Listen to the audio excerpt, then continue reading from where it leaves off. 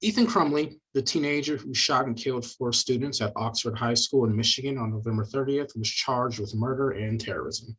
But the latest update in the case, of course, is that Ethan's parents, Jennifer and James Crumley, have been charged with involuntary manslaughter. Now, the Oakland County prosecutor, Karen McDonald, says they gave their son access to a gun and didn't intervene despite problems that happened at the school on the day of the shooting. In a press conference today, she actually discussed social media posts that pointed towards the idea that although the father purchased the gun legally, it was actually a gift for the son. Specifically, she pointed towards a post from the mother where the caption of the post said, "Mom and Son Day, testing out his new Christmas present," referring to the gun. A teacher found a drawing that alarmed her, so she reported it to the school. When the parents arrived after being contacted by the school, they resisted the idea that they needed to take Ethan home. They did not ask him if he had the gun with him, and they did not search his backpack, which is where the gun used in the shooting was actually located. Now, many of our viewers are wondering, what liability do parents have if a tragedy like this was to happen in California? Well, Chris, look, this is an unusual case. Parents in cases of mass shootouts typically do not face charges. And I believe the prosecutor herself mentioned that the facts here were so egregious that prompted her to file such charges. Now, the parents are currently facing involuntary manslaughter charges. The Michigan law on involuntary manslaughter is unique. Like every state law has its own negligent homicide law, which Michigan conceptualizes as involuntary manslaughter. And for California, the law would be similar, though not identical. Whether one can say that parents in such situations would be facing charges is really dependent on how prosecutors would view such situations. So prosecutors have full discretion on what charges they will file and when they will do so. And I believe the prosecutor in Michigan made this clear when she spoke about how this case was unique and the facts were so egregious, so that she's not after every parent in every situation that something so unfortunate happens, but the facts of this case were just so egregious that she thought reached the level of criminal negligence. So in California, the law on involuntary manslaughter covers negligent homicide cases.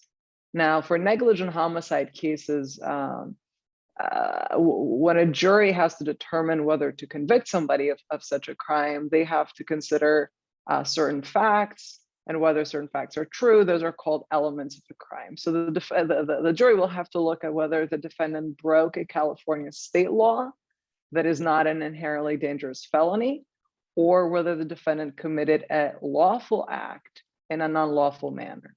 After they establish that, they have to look at whether the act involved so-called criminal negligence and that the act caused someone else's death. And there are critical pieces to this language that are important to highlight. This criminal negligence and involuntary manslaughter does not cover simple accidents, right? You need something additional. The prosecutor must show the defendant acted with criminal negligence, which is something much more than simple carelessness.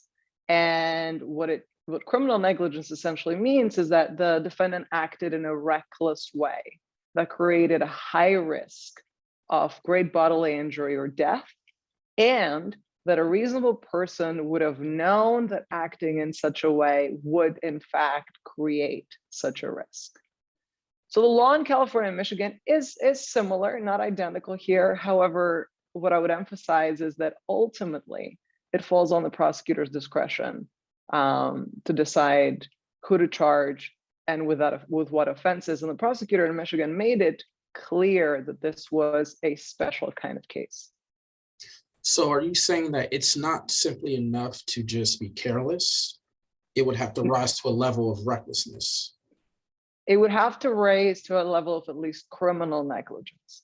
So whether a person acted in a way that created a high risk of great bodily injury or death, and whether a reasonable person would have known that acting in such a way would create such a risk for involuntary manslaughter. And this is the charge that the parents are facing, at least in Michigan. So with them being charged with involuntary manslaughter, what would the prosecution have to prove specifically with this scenario? What would they have to prove that the parents did not do? Are you talking about the Michigan case in Michigan? Yes. Yes. Well, I'm not an expert on Michigan law, so I cannot speak exactly to the particular offense in Michigan. But I believe, following the prosecutor's press releases, it seems like she's trying to make the case that the series of instances that you also mentioned when we started talking about how the parents were aware that the defendant had a gun, that they may have even potentially gifted him said gun, and that they were aware of a troubling situation taking place at school that included several notes and other pieces of information, that the defendant was not following social norms and in other ways, and them being aware of all that from the school.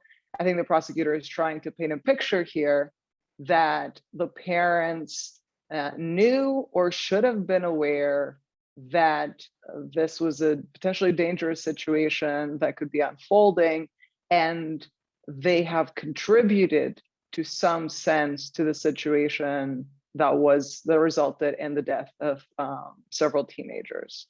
So I believe the key that the prosecutor is trying to establish here is that the parents contributed to that situation, and they contributed by being criminally negligent towards the prior facts that led to the final occurrence.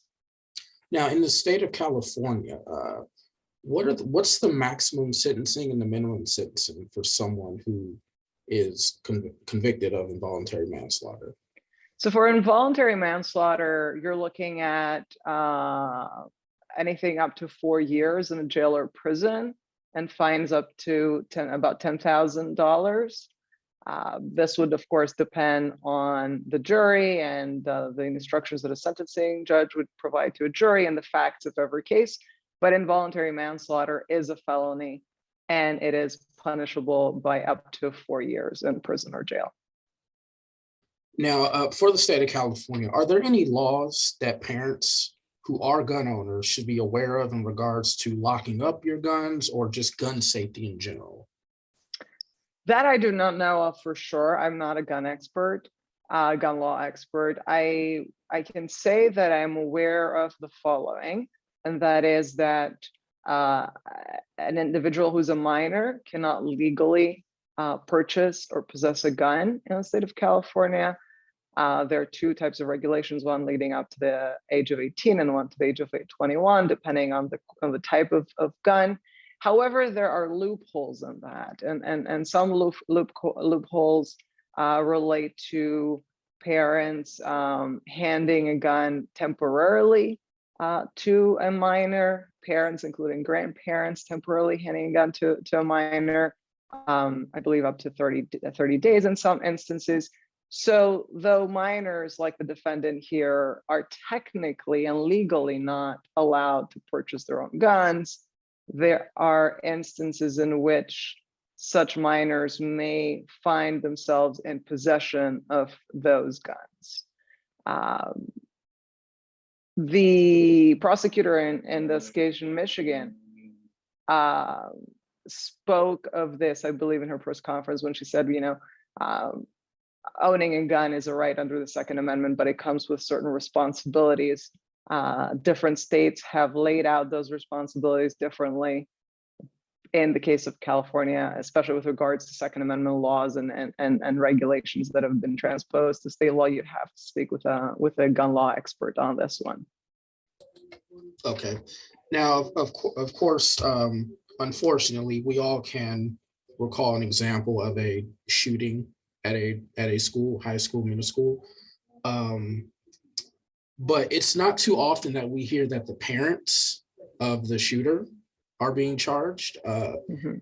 If you think about it nationwide, or even if you want to narrow it to California, how rare is it for the parents of the shooter to be charged?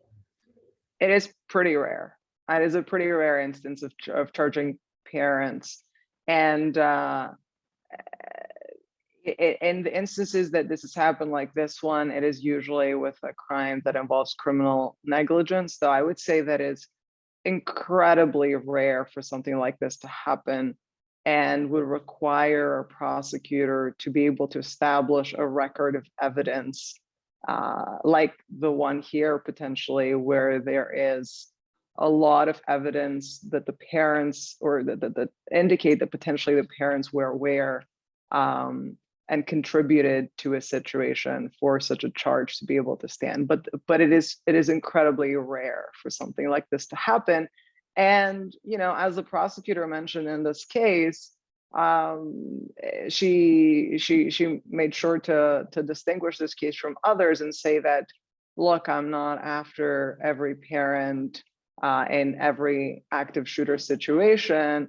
And I'm not saying that every active shooter situation should always result in a criminal prosecution against the parents, but the facts in this case are so egregious. So I think her highlighting the egregiousness of the evidence that she alleges to have on record indicate how this case is so special and rare.